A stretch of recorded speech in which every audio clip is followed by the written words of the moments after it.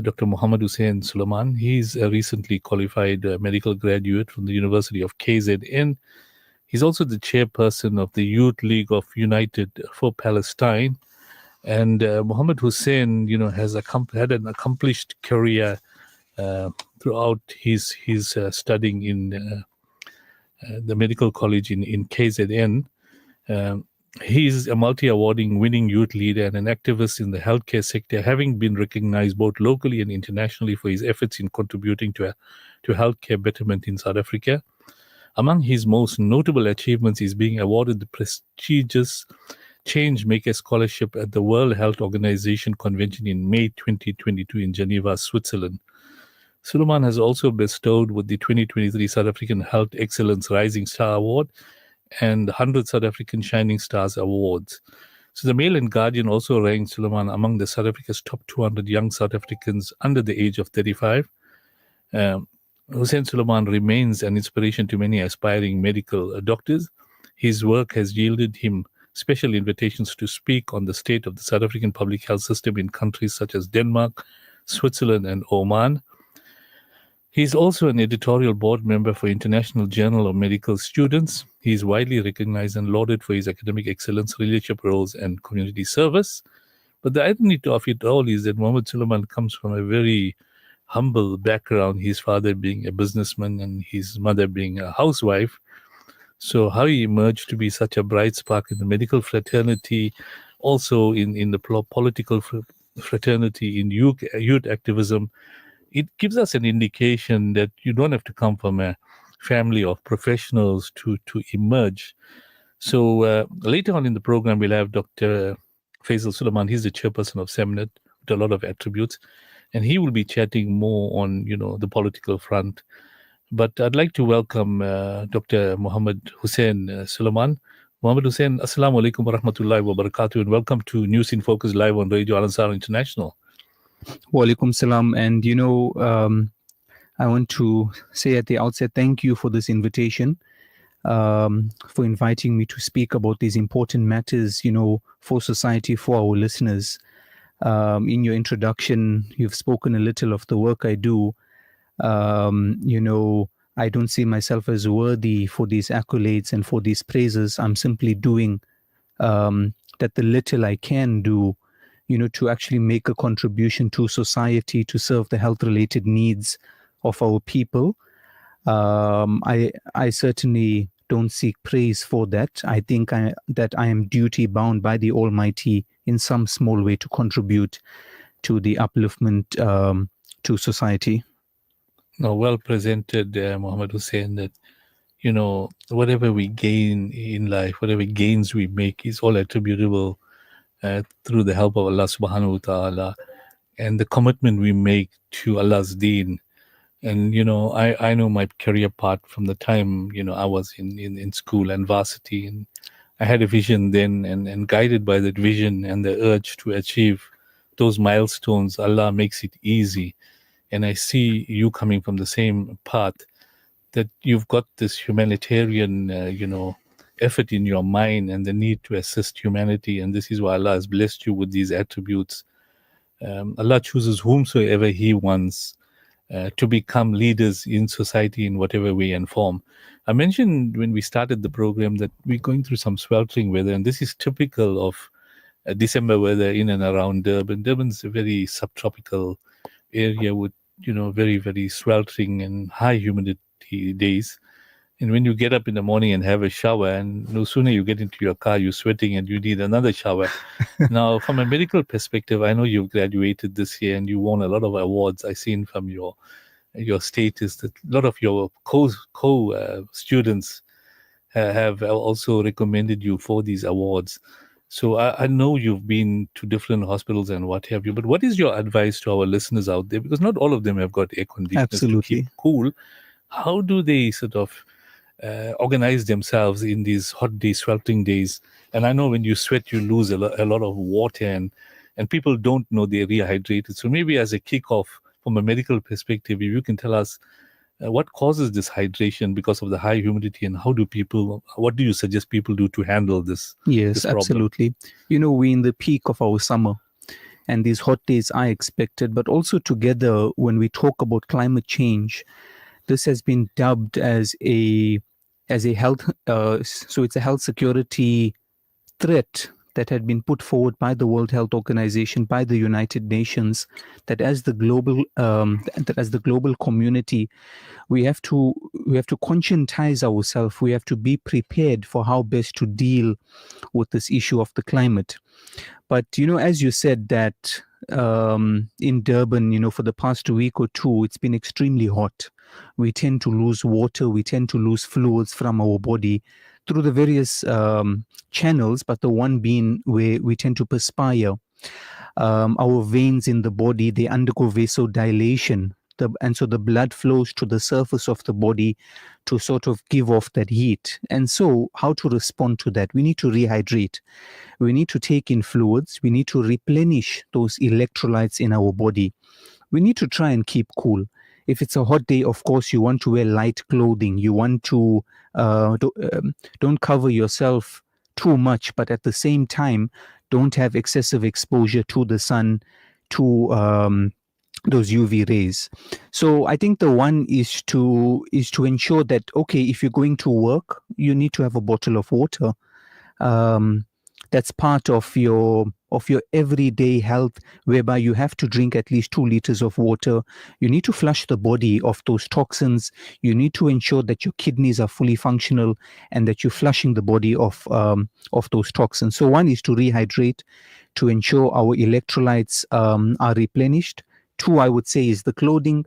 3 is to avoid, this excessive sunlight. Don't excessively be out, because, in the summer days, we tend to enjoy our beachfront, for example. So we need to ensure that we are conscious of that. When we talk about vitamin D, that we need, this exposure to the sunlight. So a mere 10%, it's a mere 10 minutes of the day of exposure to sunlight, and in terms of our vitamin, so the vitamin D levels. So I think those are some of the general health advice that any healthcare professional would give in these excessive temperatures. Now, to replace those electrolytes, I know one encourages the consumption of water, at least 2 liters a day, to rehydrate yourself. Does water contain those electrolytes, or do you need some supplements in addition to water? So to some extent, in water being that neutral agent, it would be sufficient for our everyday usage. Of course, if you are one who would need those extra electrolytes, you can see it at the pharmacy and at the clinic, where they will give you oral rehydration solution, etc. But I think for the general public, in that water, it would be sufficient to ensure that we can do our day-to-day activities. Now, what are the signs of dehydration? How would people know that they got less fluids in their body because of the high degree of perspiration? Yeah. And loss of fluids are not replaced by the intake of fluids. Some of the key signs, because a lot of our elders out there, maybe they're not used of having much water and they don't know the dehydrating. So, dehydration can be a major problem. Yeah. So perhaps if you just want to Sure. advise, especially our field workers and our elderly people who don't consume a lot of fluids, what are some of the signs? Because we don't want a situation where suddenly, some person is like collapsing or feeling out of sorts and they don't know they're dehydrating. Sure. So with some of the signs, it will be fatigue, it will be weakness and exhaustion. The skin will be pale, it will be dry, you'll feel excessively thirsty. So it's the general weakness, the fatigue. The skin will, it will of course be dry, you'll have dry mouth. And this can then progress to a heat stroke, which of course will be a quite severe form. So those, I would say, are some of the signs or the early symptoms that will tell you that you are dehydrated, and should alert you then to be increasing your intake of your fluids. I would say, yeah. Those are some of the Now, signs. those individuals, particularly at night, a lot of individuals have fans and aircons that they put on at a regular temperature, so it keeps the room cool. A lot of our brothers and sisters in Phoenix and Chatswood cannot afford aircons, and they probably have a fan at home.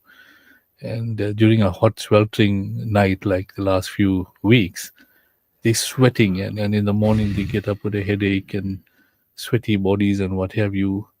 Uh, how would they get alerted that they're dehydrating while at sleep or whatever? I'm just trying to give some telltales to our people that these are sweltering days. Don't take chances, because some people get up with major problems. Yes. So those are some of the signs that they would generally experience, these few symptoms that I've touched on.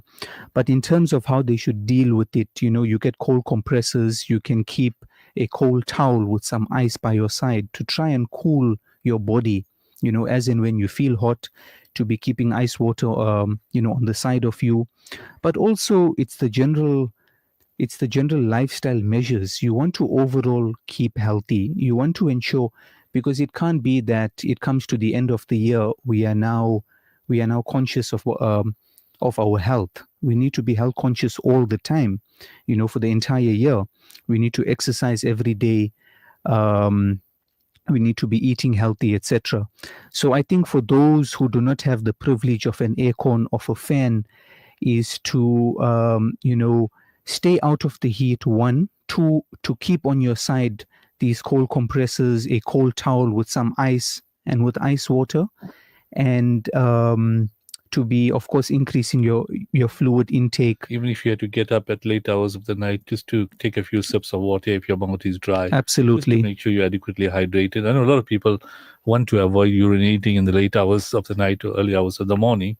And, we know that there's a different methodology for those that have diabetes and other complications, where they have to realize that the sugar levels must be in order. So from a health perspective, these are some of the tips you give. You have proper hydration, stay away from the sunlight, try to avoid getting into an area where you're sweating and the humidity is high, and take care of your body during these periods of time, because as you said, the veins and the bodies do react to situations like this, and you can end up being hospitalized with drip to really get rehydrated.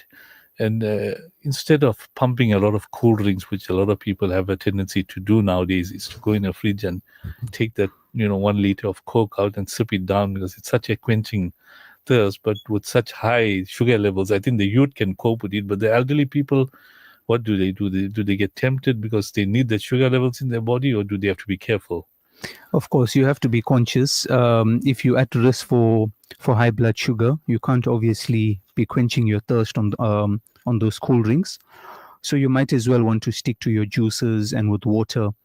That goes without saying.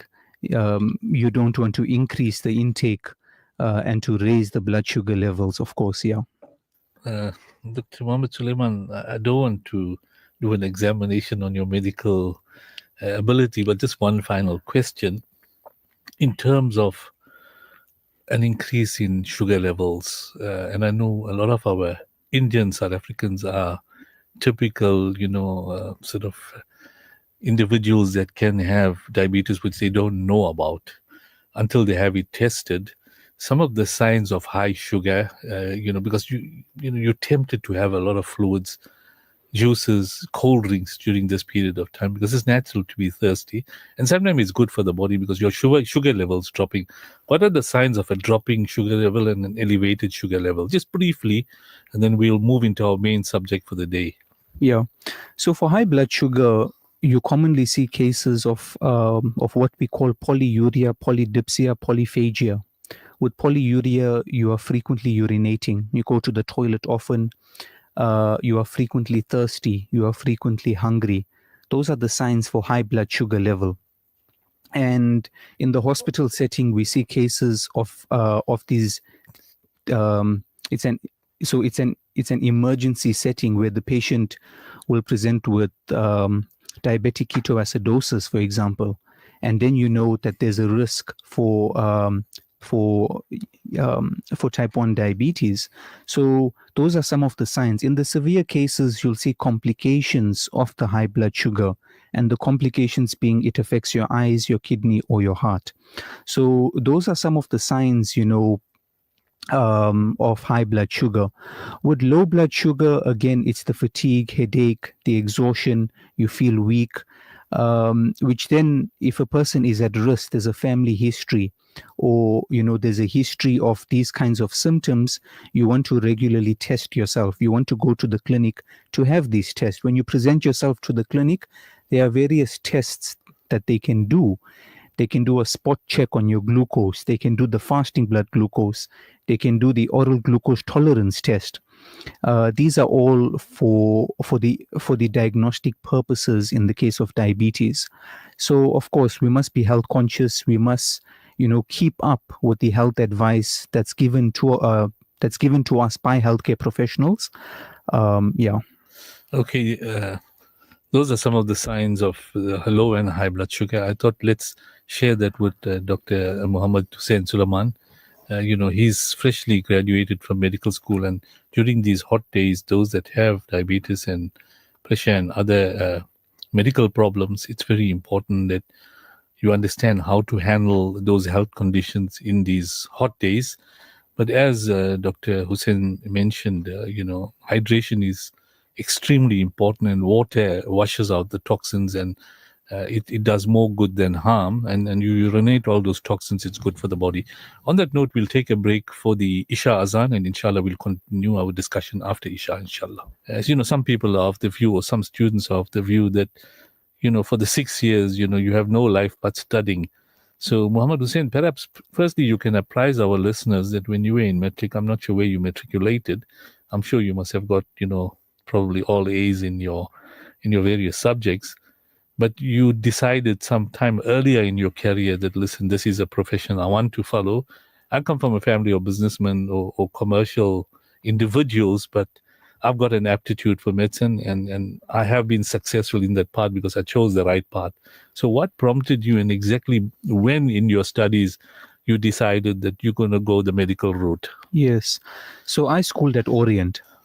And I think for me, it was always a passion to become an engineer.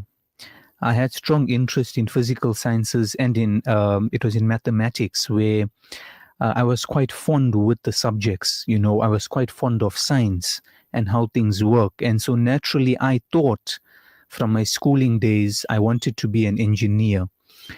And so after matriculating, I then sought advice in the engineering field. I spoke to Dr. Abdul Mirza, who's a physicist, and he's based at the Westville campus, at the UKZN, the Westville campus. And so he's a friend of my sister, and I sought advice from him and from others. And I found that for engineering, there's no real scope for you to have progressed in the field. You perhaps need to move abroad. I then consulted with my elders and with a whole host of people, and I decided I want to come into health sciences. I then entered into the pharmacy curriculum. I studied 4 years there. I graduated in 2018. I then went into the medical field, thinking that I want to be hands-on. I want to be that first point of contact with the patients. And I'm so glad that, it has happened in the way it has. It has opened my mindset, my horizons, my thinking, and the maturity in the application of your mind, to issues as and when they arise.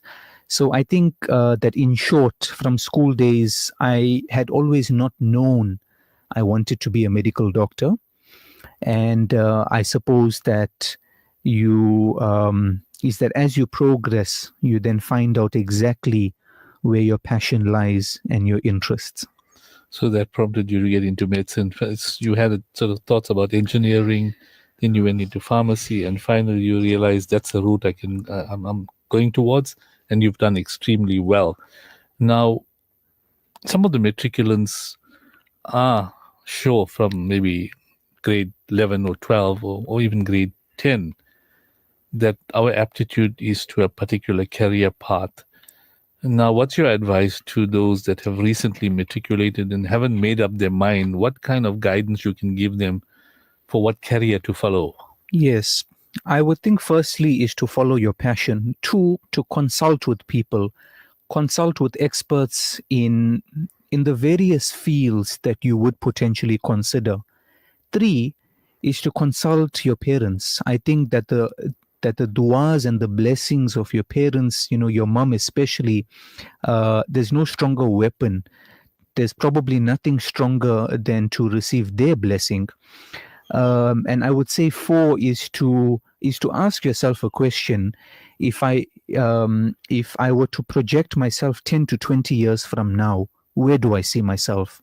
Is it in the accounting world? Is it as an attorney, as an engineer, you know, as a medical doctor, as a specialist? You ought to be asking yourself those kinds of questions. But equally, you must have known as to what opportunities would lie ahead for you. And I think when you ask yourself those kinds of questions, those kinds of critical questions for your future, because ultimately it's your future, and you hold the opportunities, you are responsible for what you are going to make of your life. And so, with the education, the support of your parents, of your siblings. So in my case, I was quite fortunate to have a strong support system at home. My siblings, my parents, who would always be there for me. My smaller sister Naima, so we were in the same class. We had actually graduated together. We start internship at the King Edward Hospital, and So she's also a doctor. Yes. She's also a medical doctor, and She caught you up because you moved in another direction, Yes. and then she went direct into medical science. yes, so she did 2 years it was in pharmacy, and she changed over as well. And I'm so glad to have her by my side, as a support system. If I need advice, if I need motivation, and I need inspiration. So both of you are at King Edward together in your internship. Yes, we start internship on the 1st of January at the King Edward Hospital. So I think that, in short, the advice I can render is to always consult with your elders, always be asking questions: where do I want to go in life? To be asking yourself, from 10 to 20 years from now, what do I want to do in life? And to be asking those questions, you'll eventually search for those answers, and to be passionate about what you do. You're passionate about accounting, you ought to go under the tutelage and the mentorship of good accountants, of those who have progressed in the field, so that you're able to take those kinds of skill set, those kinds, of that work ethic, and to use it for yourself. Now, Mohamed Hoosen, you mentioned a very important point about opportunities post-graduating. For example, when you had the aptitude for engineering, what prompted you not to go that route was the limited opportunities that may be prevailing at the time. And as you went into pharmacy, where there are better opportunities, but then you moved towards medical science, and your sister followed that direction as well. A lot of individuals that are matriculating, and they've got to apply for places in university, and they must have certain pass rate. Obviously, they have to keep to mind the job opportunities prevalent with a qualification. But not every individual gets the pass rate to be allowed to study in the top career opportunities, for example, medical, accountancy, engineering, pharmacy, etc. Others may just scrape a matriculated exemption, and perhaps they want to get into technical fields because there's a lot of opportunities in the technical side of things. So what's your advice to those individuals? Because they come from poor families, and obviously affordability at universities is cause for concern. And we know that there's limited bursaries from limited organizations. And a lot of people don't want to get a good pass in metric and end up in technicon doing a menial career. Like, I know IT, there are prospects and also other technical fields, but people want to make sure that when they graduate, that there's a job opportunity, because having studied for so long, you come from a poor family, you want to go and get a job and create some earning towards the family's income streams. Yeah, no, absolutely. I think in terms of the limitations, you'd know that in KZN, they have adopted the quota system whereby the first preference would be given to those of African ethnicity and to the black population. And for that reason, you'll find that a lot of our students from school they have to then explore other opportunities. They have to go to other provinces. Some would even have to go overseas to be studying. Some go to China, some go to Mauritius. They complete the degree, come back, and they have to write an entry exam. And, in the last 2 to 3 years, I've been sharing resources with these graduates from overseas because, so at UKZN, there was an agreement between, I think, the HPCSA, whereby the exam will be set by UKZN. And so the resources that come from here would be quite relevant, it would be quite practical to use. And those entry exams are not as easy as you would think. I know of some of the graduates who had to repeatedly write the exam, to have passed, to be recognized as a graduate in the country. So you are quite right in that opportunities may at times be scarce. For the most part, it depends on your academic merit. But of course, if you want to pursue a path that's in the medical field, you have to put an application to all higher education institutions in the country. We've got, I think, 26 higher education institutions in South Africa, 10 of which offer the MBCHP program. And the new one that had come out, I believe, in Limpopo, I stand to be corrected, that's probably in the first or second year of their opening. So if you are a matriculant, if you are in school, you want to pursue a path in the medical field, send your applications to all universities. In terms of the finances, as you said, so at UKZN, they do offer the merit scholarship. If your overall aggregate is over 80%, you then awarded a scholarship of 25,000 Rand. If you're part of the top 5, I think the award is 50,000 Rand. So I was fortunate to be awarded a scholarship, I think in my pharmacy days, that was given to only one student in the College of Health Sciences. This was, I believe, the 50th anniversary endowment scholarship. So in the College of Health Sciences is, I think, 6,200 students. And this particular scholarship I was fortunate to have received, which then serves as a means of motivation and inspiration for me that you do well, you will be recognized, you will be rewarded. And my advice that, yes, it is expensive to be studying. It is a financial strain on your parents because you are their responsibility. And but when you work hard, you're able to reap the benefit and the fruits of your work. But equally, there are multiple opportunities. So I'm fortunate to be sitting on a few committees where we actually award scholarships. We award bursaries to students. So I can, so I sit on those committees. We assess applications, and there is a need for more funding opportunities. I know the Islamic Medical Association as well. They have a bursary fund for which they would award students. So, if at any time a student is in need of help, please reach out to me or to us. We'll always be there to help. Dr. Mohamed Hoosen Suleman, given some different scenarios, before we contact our next guest, Dr. Faisal Suleman, who's going to talk more on the political situation in the country, I just want to quickly ask Dr. Hoosen, I know that during the course of your studies, you've been to different medical facilities, i.e. hospitals.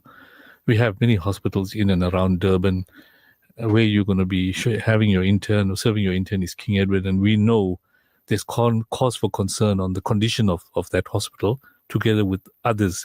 Perhaps you just give us an update on the healthcare facilities and from your perspective, what needs to be done to improve these healthcare facilities. I think first and foremost, there needs to be a political will, for the upgrade and the refurbishment of these hospitals. There needs to be adequate funds that will be made available for the servicing of these hospitals, for the upgrade of infrastructure. With this big initiative of the National Health Insurance, the NHI, you need facilities that are well equipped. You need facilities that can serve the needs, the health-related needs of our people. For the last 3 to 4 years in my studies, I've been training at a whole host of hospitals in the province, and even in it was in PMB as well, the PMB complex of hospitals, they call it. And I think from, just a brief assessment and a brief observation, if I can share with you, is that the condition is quite bad. And when I say bad, I'm speaking in comparison to our private hospitals.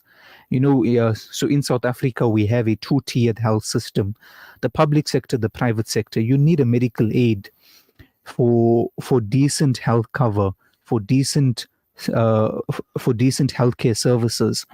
So the state of or the state of public health in the country, to be observing that over the past few years, it's quite disheartening.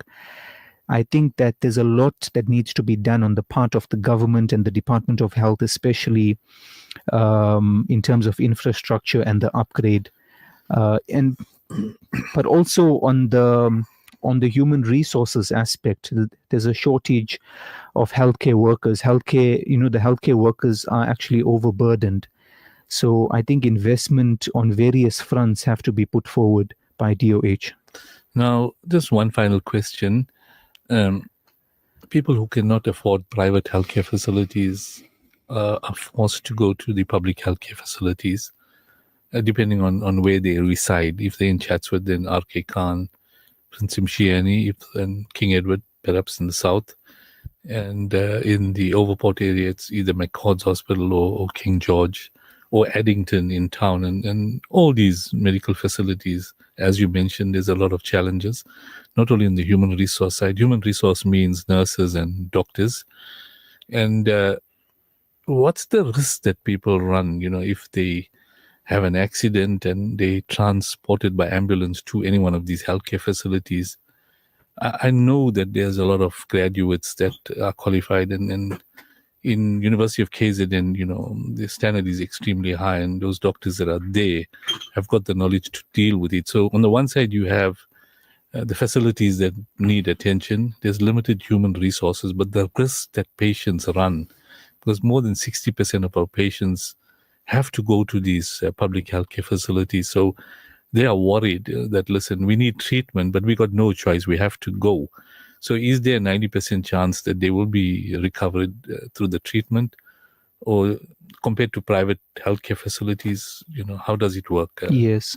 So it all depends on the state of the patient and how severe the case of the patient.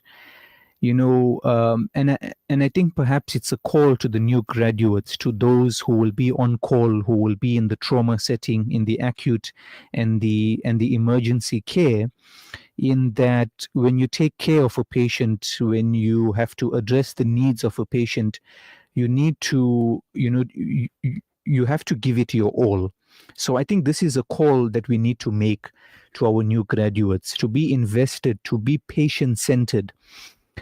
In terms of the risk that the patient carries, this would largely depend on the state of the patient and how severe they are. I think our healthcare workers try their best, on the front line, to be stabilizing our patients in the trauma setting, etc. So yes, the risk, of course, is more in the public or in the state environment as compared to the private sector. In the state, there's a whole host of challenges that we've touched on. So there is a great risk, there's no doubt about that. But again, we need to conscientize our new graduates, those who will be serving on the front line, in that when a patient presents to you, you need to be you need to be fully focused. You need to give it your all to ensure you put on your best, or you can deliver the best care to the patient with the resources that you have. Now, you will be on 1st January working at King Edward VIII Hospital, which was one of the very, major training centers for our medical graduates. I mean, if you talk to our specialists today in the private healthcare facilities, they mentioned that we spent our intern in King Edward, and we learned a lot from the trauma ward and the cases we see, because the various different specialities are there at King Edward. Now, as a graduate, as an intern, you are now reporting to a superintendent, or sort of a senior there, and you do have specialists. How is the standard in that regard to ensure that the right healthcare is given to patients? Do you have quality healthcare professionals in terms of specialists in those hospitals? Because I know I interviewed one professor who's a lecturer at UKZN, and he was also working at King Edward, and others that were working at Albert Lutuli. And for them, they feel it's a responsibility, because the majority of the patients that come in are poor people that need medical attention. So, are there, specialized graduates that can deal with complicated cases in these hospitals? Yes, I think so. I think that the level of expertise is fair. It would be sufficient. It's good. It can address the needs of our patients. I think that the standard of education from some of the medical schools in the country are quite good. If you'd remember in the COVID-19, in the pandemic, and the expertise that we had in the country in terms of health, it was applauded. It was rewarded by the World Health Organization. When we look at our research, or the research that was produced from South Africa, so I think that the level of expertise is good. I don't think, in terms of our knowledge level from these healthcare workers, from these specialists, that there's a big problem, so to speak. Yeah, I think, or rather, my brief assessment of the situation is that we have a fair amount of knowledge from both the medical officers, and of course, as you progress to your registrar, to become a specialist. But also, there's a phenomenon called interprofessional collaboration, interprofessional education. You also consult with your peers, in that if a patient presents to you, it's a complicated case. There's nothing that stops you from seeking a second, from seeking a third opinion. Those channels of communication are there, they are established. So I don't see that as a problem, insofar as how our healthcare workers serve, the health needs of our patients. Now, this question, which maybe a lot of our individuals don't know, that when a first individual qualifies as a doctor, in the training over the last couple of years that you've been through in the different hospitals, you are now put on to, the situation in the trauma ward, where you are one of a couple of doctors, and you have a sort of an accident, and people with broken limbs and serious head injuries are brought in. You got to deal with those patients. Being a newly qualified doctor, how do you manage that? You obviously got to stabilize the patient, and first aid individuals do that when they bring them in the ambulance. But you got to take over from there, because our listeners out there, very often, late at night, it may not be their fault. They're involved in an accident, or somebody got shot, and the ambulance takes the individual. So that immediate attention from a trauma point of view is crucial to decide how to handle that patient. So you being a newly, sort of qualified medical graduate, in the trauma ward, you have two or three people, but you got to make that call. So how do you assess and make that call?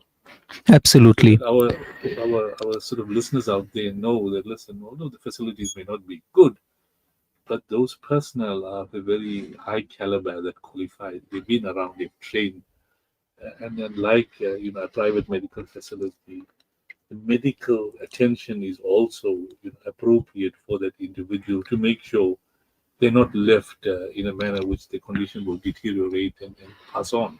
Yes, so absolutely. In the trauma setting, there are fundamental principles that you have to abide by. You need to ensure your patient is stable, and we follow what we call the ABCD approach. So A is for airways, B is for breathing, C is for circulation. Does the patient have a pulse? Is the patient breathing? Is the airway compromised? Do they have a patent airway? And if there's active bleeding, you need to apply pressure. So there are certain principles that you ought to follow to ensure your patient is actually stable, whereby now you can take a short history, you can actually find out what has happened to this patient, you can refer them appropriately, etc. Is the glucose low? And for that reason they presented in a state of hypoglycemia where you need to intervene. We talked earlier about hyperglycemia, these emergencies that we see often in the acute setting. So there are fundamental principles that you learn as a student and how to apply them, and you simply stick by them. I don't think you'll ever go wrong. And to the best of your ability, you try to stabilize your patient, you work in a team, you communicate effectively, you give instructions. So I think ultimately you stick to those principles. You would have given it your best shot insofar as care to the patient is concerned. Shukran, Dr. Mohamed Hoosen.